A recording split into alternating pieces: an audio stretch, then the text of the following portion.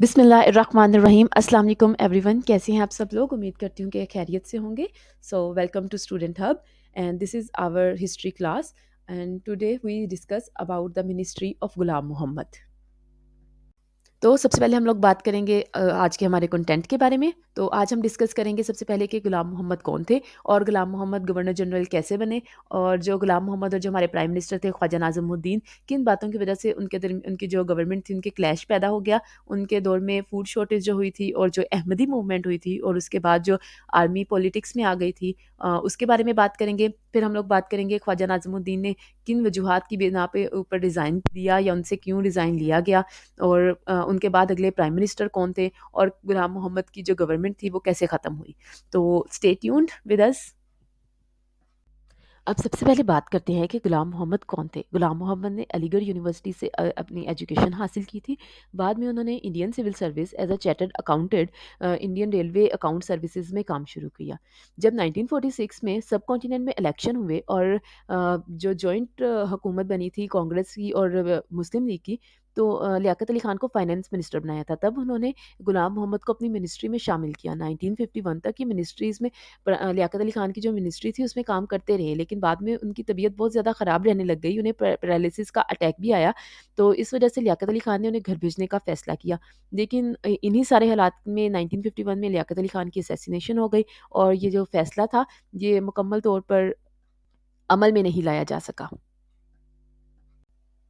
ایک بات تو صاف ہے کہ پاکستان کی پولیٹکس میں اتفاق ہونا عام بات ہے. قائد اعظم کی ایمبولینس خراب ہونے کا اتفاق، پھر لیاقت علی خان کی اسیسینیشن کے بعد ان کے مجرموں کو نہ پکڑے جانے کا اتفاق، اور ان سارے اتفاقوں میں ایک اتفاق یہ ہے کہ جو شخص کو منسٹری گھر بھیجنا چاہتی تھی کیونکہ وہ بہت بیمار تھے، اس شخص کو اٹھا کر ملک کا گورنر جنرل بنا دیا گیا. دراصل 17 اکتوبر 1951 میں خواجہ ناظم الدین نے اپنے آپ کو پرائم منسٹر کے طور پر نومینیٹ کر دیا، جو کہ گورنر جنرل کے عہدہ سنبھالے ہوئے تھے. خواجہ ناظم الدین تھے تو انتہائی ایماندار اور شریف انسان، لیکن ان کا یہ خیال تھا کہ پرائم منسٹر بن کر وہ ملک کی بہتر خدمت کر سکیں گے، وہ عوام کے زیادہ قریب رہ سکیں گے اور ملک کا آئین تشکیل دینے میں اہم کردار ادا کر سکیں گے. اس وجہ سے انہوں نے اپنی کیبنٹ کو اپوائنٹ کر کے خود پرائم منسٹر کا عہدہ سنبھال لیا، اور جو کہ اس وقت پاکستان انڈین ایکٹ 1935 کے تحت ہی چل رہا تھا. تو انہوں نے کنگ جارج کو ریکمینڈ کیا کہ وہ غلام محمد کو ایز اے گورنر جنرل منتخب کر دیں. خیر، بہت سارے لوگوں کا یہ بھی خیال ہے کہ غلام محمد کو منتخب کرنا ان کی خواہش نہیں تھی. پاکستان بننے کے بعد سے ہی طاقت کا جھکاؤ ایک طرف ہی رہا. جیسا کہ ہم لوگ جانتے ہیں کہ پاکستان بننے کے بعد عوام کا سب سے محب لیڈر قائد اعظم محمد علی جناح تھے، اور ساری طاقت انہی کے پاس تھی. سب سے اہم فیصلے وہی کرتے تھے، اور ان کے فیصلے کے خلاف کوئی بول نہیں سکتا تھا. اور ان کے بعد یہ طاقت لیاقت علی خان کو دے دی گئی، اور لیاقت علی خان کے بعد سب لوگوں کو یہ طاقت خواجہ ناظم الدین کو ملی. خواجہ ناظم الدین بظاہر تو بہت ہی سادہ اور شریف اور ایک ایماندار لیڈر تھے، لیکن ایک لیڈر میں جو روایتی سختی اور دو ٹوک فیصلہ کرنے کی خوبی پائی جاتی ہے، خواجہ ناظم الدین میں اس چیز کی کمی تھی. خواجہ ناظم الدین کی نرم طبیعت کی وجہ سے کافی انتظامی خرابیاں پیدا ہونے لگی. دوسرا وجہ یہ تھی کہ غلام محمد ایک بیوروکریٹ تھے. ان کا پاکستان کی جدوجہد سے دور دور تک کوئی تعلق نہیں تھا، لیکن طاقت کو سنبھالنے کا ہنر وہ خوب جانتے تھے، اور خواجہ ناظم الدین کے پاس موجود طاقت ان سے برداشت نہیں ہو رہی تھی.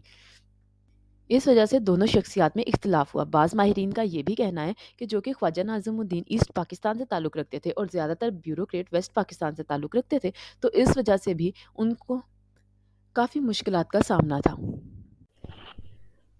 غلام محمد کو خواجہ ناظم الدین شروع سے ہی زیادہ پسند نہیں تھے.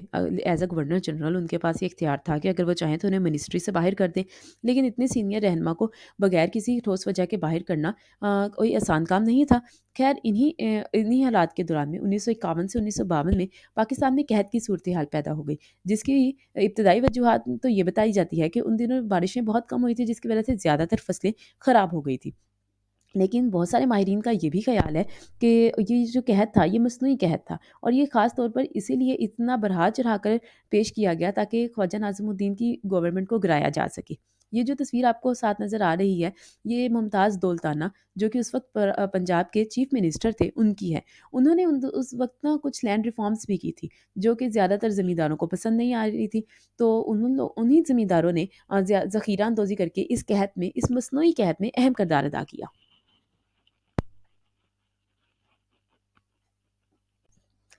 अब बात करते हैं उन अहम इकदामात की जो ख्वाजा नाज़िमुद्दीन ने कहत के दौरान उठाए। दरअसल ख्वाजा नाज़िमुद्दीन अवाम का दुःख रखने वाले रहनुमा थे और वो दिन-रात कोशिश कर रहे थे कि किसी तरह इस कहत पर काबू पाया जाए।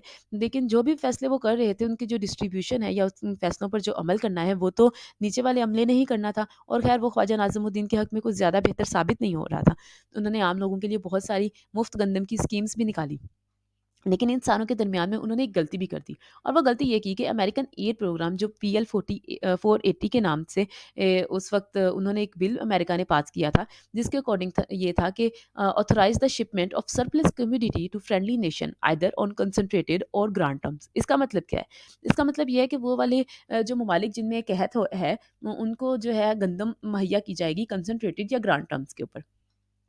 अब इससे क्या होता कि जो कोई भी जो ममालिक है जो इस वक़्त कहत में से गुज़र रहा था, उसे मुफ़्त गंदम की एड दी जाती और या फिर बहुत कम पैसों पर गंदम दी जाती और बाद में जो वो जो कर्ज़े की सूरत में जो पैसे थे, वो आहिस्ता-आहिस्ता वो जो मुल्क है, वो उन्हें वापस करता रहता। लेकिन जो ख्वाजा नाज़िमुद्दीन थे, उन्होंने ये जो एड थी, ये लेने से इनकार कर दिया और इसके बदले में उन्होंने गंदम के जो रेट था फ़ी मन के ऊपर ₹25 बढ़ा दिया।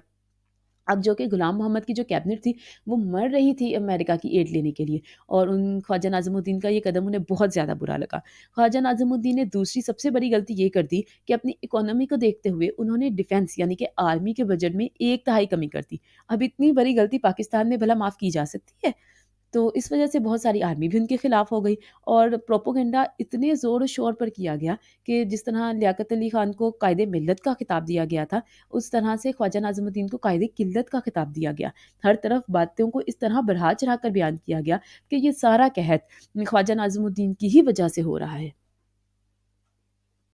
ख्वाजा नाज़िमुद्दीन की सियासत में जो दूसरा सबसे बड़ा मसला पैदा हुआ वो ख़त्म नबूवत की जो मूवमेंट है जिसे अहमदी मूवमेंट भी कहते हैं वो थी। दरअसल लाहौर में कुछ जो उलमा थे उन्होंने एक तहरीक शुरू की थी ताकि जो कादियानी हैं उन्हें नॉन मुस्लिम डिक्लेयर किया जाए और ख्वाजा नाज़िमुद्दीन भी ऐसा करना चाहते थे लेकिन जो मुमताज़ दौलताना है जिनके बारे में मैं आपको बता चुकी हूँ जो उस वक्त पंजाब के चीफ मिनिस्टर थे, वो इस मामले में जी रुकावट हायल करने में लगे हुए थे।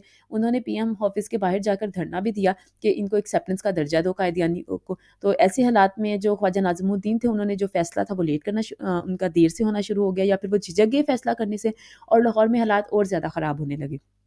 कुछ लोगों का ख़्याल था कि ये तहरीक इतनी बड़ी नहीं थी, ये मसला इतना बड़ा नहीं था जितना बड़ा इसे किया गया ताकि ख्वाजा नाज़िमुद्दीन के लिए मुश्किलात पैदा की जा सकें।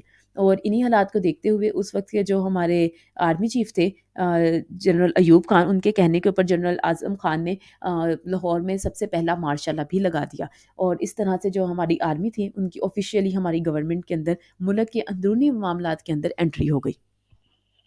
अब बात करते हैं ख्वाजा नाज़िमुद्दीन के रेज़िग्नेशन यानी कि इस्तीफ़े के ऊपर। दरअसल 17 अप्रैल 1947 को जो हमारे गवर्नर जनरल हैं, उन्होंने मुल्क की poor economy, anti Ahmadi movement और कॉन्स्टिट्यूशनल इश्यू को बुनियाद बनाकर ख्वाजा नाज़िमुद्दीन से इस्तीफ़े की डिमांड कर दी। अब ख्वाजा नाज़िमुद्दीन के पास अब और कोई ऑप्शन नहीं था इस्तीफ़े के अलावा क्योंकि एक तो ये था कि अगर वो इस्तीफ़ा नहीं देते, तो जो हमारे गुलाम मोहम्मद है, उनके पास ये अथॉरिटी थी एज़ अ गवर्नर जनरल कि वो उन्हें खुद उनको निकाल दें और दूसरी बात ये भी थी कि अब पब्लिक में जो उनकी इमेज थी, उसे इस कदर डिस्ट्रॉय कर दिया गया था प्रोपेगेंडास कर के कि अब अगर गुलाम मोहम्मद उनको निकाल भी देते, तो अवाम की तरफ से भी कोई रद्द-ए-अमल आने का खदशा नहीं था। तो इन्हीं सारी सूरत-ए-हाल को देखते हुए ख्वाजा नाज़िमुद्दीन ने खुद ही इस्तीफ़ा दे दिया। दरअसल ख्वाजा नाज़िमुद्दीन की आप ईमानदारी का अंदाज़ा इस बात से लगाएँ कि उनके इस्तीफ़े के बाद उन्होंने किराए के घर में अपनी बेगम के साथ शिफ्ट हुए और वहीं पर अपनी ज़िंदगी बसर की। हाँ जी, अब बात करते हैं कि ख्वाजा नाज़िमुद्दीन के बाद अगला प्राइम मिनिस्टर किसे बनाया गया। दरअसल जो गुलाम मोहम्मद थे उन्हें ख्वाजा नाज़िमुद्दीन की जो गवर्नमेंट थी, उसे ख़त्म होने की इतनी खुशी थी कि उन्होंने फ़ौरन से पीएम के लिए अपना एक दोस्त मोहम्मद अली बोगरा को अपॉइंट कर दिया, जो कि उस वक़्त अमेरिकन एम्बेसडर थे पाकिस्तान के। उन्हें फ़ौरन से वापस बुलाया गया और रातों-रात उन्हें पाकिस्तान का प्राइम मिनिस्टर बना दिया गया। पाकिस्तान की तहरीक का ये पहला टेक्नोक्रेट प्राइम मिनिस्टर था, यानी कि जिसे इलेक्ट नहीं किया गया था, बल्कि सिलेक्ट किया गया था। अब आप इस बात से अंदाज़ा लगा लें कि हमारा जो उस वक़्त की जो कैबिनेट थी, जो उस वक़्त की असेंबली में बैठे हुए लोग थे, उनके पास क्या पावर थी कि उनके ऊपर एक ऐसा प्राइम मिनिस्टर बना दिया गया, जिनके बारे में ना उन्होंने वोट किया है, ना वो कुछ ज़्यादा जानते हैं। ہاں جی، جی، غلام محمد جو کہ فالج کے مریض تھے اور جنہیں منسٹری سے باہر نکالا جانے والا تھا، راتوں رات ملک کے گورنر جنرل بننے کے بعد، ملک میں مصنوعی قحط کروانے کے بعد، احمدی موومنٹ میں ہر قسم کی سیاست کرنے کے بعد، خواجہ ناظم الدین سے استعفیٰ لینے کے بعد، اپنی مرضی کا پرائم منسٹر لگانے کے بعد بھی جو ان کی طاقت کی بھوک تھی نا، وہ ختم نہیں ہوئی۔ دراصل ملک میں جو بھی حالات تھے، کانسٹیٹیوشن اسمبلی تو دیکھ ہی رہی تھی، تو ان کا یہ خیال تھا کہ جو گورنر جنرل کی جو پاورز ہیں، جو 1935 کے ایکٹ نے انہیں دی ہوئی ہیں، یہ ملک کے لیے بہت خطرناک ثابت ہو رہی ہیں، تو ان اختیارات میں تھوڑی کمی ہونی چاہیے۔ جیسے ہی یہ بات غلام محمد کے کانوں تک پہنچی، انہوں نے فوراً سے کانسٹیٹیوشن جو اسمبلی تھی نا، اسے ڈسمس کر دیا۔ انہیں لگا کہ ملک میں آئین کی کیا ضرورت ہے، میں ہوں، میں سارے فیصلے کر رہا ہوں، اور جو فیصلے رہتے ہیں وہ میں جا کے جنرل ایوب خان سے مشورہ لے کے کر رہا ہوں، تو آئین بنانے کی کیا ضرورت ہے۔ انہوں نے فوراً سے کانسٹیٹیوشنل اسمبلی ڈسمس کر دی، اور جو اس وقت کے جو اسپیکر تھے کانسٹیٹیوشن اسمبلی کے، مولوی تمیز الدین، انہوں نے اس بات کو سندھ ہائی کورٹ میں چیلنج کیا۔ تو سندھ ہائی کورٹ کے جو چیف جسٹس اس وقت تھے سر جارج، انہوں نے اس ڈیسیژن کو ان لافل قرار دیا۔ حالانکہ سر جارج ایک برٹش آفیسر تھے، جج تھے، لیکن جو پاکستان کے جج تھے محمد منیر، انہوں نے کیا کیا، جو فیڈرل کورٹ کے اس وقت جج تھے، انہوں نے جی اس بل ڈیسیژن کو بنیاد بنا کر کہ کچھ ججوں کی ہاں ہے، کچھ کی نہ ہے، یہ جو رولنگ تھی اسے اوور ٹیون کر دیا، اور ملک میں آزاد عدلیہ کا کیا ثبوت ملا کہ ہمارے ملک کی جو کانسٹیٹیوشن اسمبلی تھی اسے ہی خارج کر دیا گیا، اور ہماری عدلیہ نے اس بات کو بڑی خوش دلی سے قبول بھی کر لیا۔ ہاں جی، جی، شیر کے اوپر سوا شیر اور دھوکے باز کے اوپر اس سے بڑا دھوکے باز مسلط ہوا جب 1955 میں غلام محمد کو دوبارہ سے پیرالائسس کا اٹیک آیا، تو انہیں یو کے ٹریٹمنٹ کے لیے جانا پڑا، اور سکندر مرزا جو اس وقت انٹیریئر منسٹر تھے، انہیں ایکٹنگ گورنر جنرل جو تھا وہ بنا دیا گیا۔ اب یہ تو وہ کہانی تھی جو اس وقت لوگوں کو کرائی گئی، لیکن اصل بات یہ تھی کہ اسکندر مرزا ایک تو بہت بیمار تھے، دوسرا پبلک میں کافی زیادہ ان کی جو امیج تھی وہ بھی خراب ہو چکی تھی، تو اس وقت کے جو صحیح پاور رکھنے والے ایوب خان تھے، ان کا یہ خیال تھا کہ اب سکندر مرزا کو ایک جو غلام محمد ہے انہیں ایک نیو فیس کے ساتھ ریپلیس کر دینا چاہیے، لیکن غلام محمد کا خیال تھا کہ بھائی میں نے آپ کے لیے اتنا کچھ کہا ہے، جو کیا ہے، جو کچھ آپ نے کہا ہے میں نے کیا ہے، تو اب آپ ایسے تو میں نہیں جانے والا۔ تو پھر مجبوراً ہماری جو اسٹیبلشمنٹ تھی، انہوں نے انہیں زبردستی روانہ کیا یو کے ٹریٹمنٹ کے لیے، اور اسکندر مرزا کو جو کہ ایوب خان کے جگری دوست تھے، انہیں ایکٹنگ گورنر جنرل بنا دیا۔